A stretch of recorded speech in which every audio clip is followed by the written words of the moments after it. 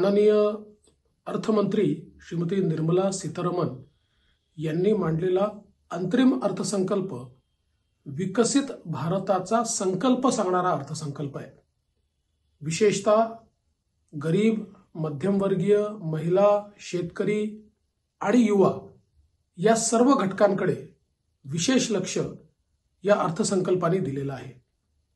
1 कोटी लोकांना rooftop solar देऊन 300 रुपयापर्यंत वीज मोफत देण्याचा विषय असेल, किंवा गरीब, मध्यमवर्गीय, झोपडपट्टीत राहणारे आणि चाळीत राहणारे यांना स्वतःचं घर घेता यावं किंवा आहे ते घर विकत घेता यावं, याकरता योजना तयार करण्याचा संकल्प असेल की ज्यातनं मोठ्या प्रमाणात मदत होणार आहे।